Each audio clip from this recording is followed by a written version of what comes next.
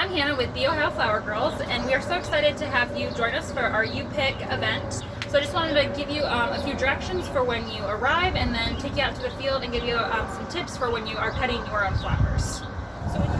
Alright, so once you have your vase and your cutters, you're going to head out to the flower patch, and in the middle of our flower patch you're going to see a walkway next to this metal bike, and that's where you're going to enter the flower patch to cut your flowers.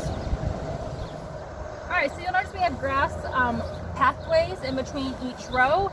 We ask that you be super careful. They are pretty uneven, so just watch where you're walking and just be aware that they are very uneven. And there are lots of blooms out here for you to pick, but there are some flowers that aren't quite ready yet. So we plan to have blooms all summer, so some aren't blooming yet. So anywhere you see a metal sunflower like this, we ask that you do not cut from those rows. They're just not quite ready yet to be cut. Alright, so some tips for when you're cutting. A lot of our plants have multiple blooms per plant. So for example, this one zinnia plant has at least 4 blooms. So we ask when you're cutting that you just cut the one that you want.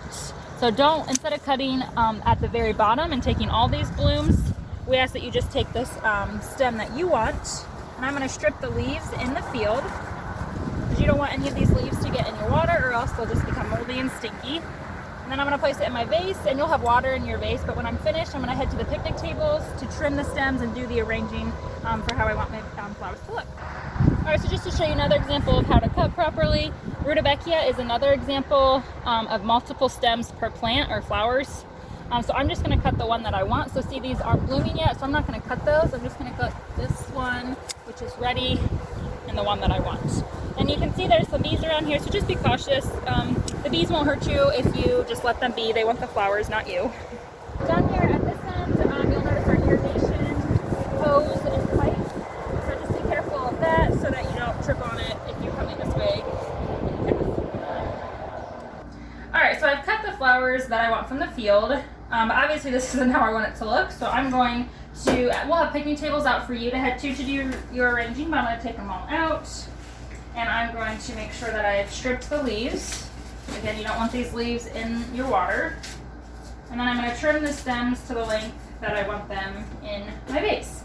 And I recommend getting a good variety of some like greenery or filler and some focal flowers, just to kind of round out your arrangement. And a good number of stems to fit in the opening that we have for our mason jar, I would say, is around 20 flowers. You don't want to stuff too many in there, or else your flowers will be jammed.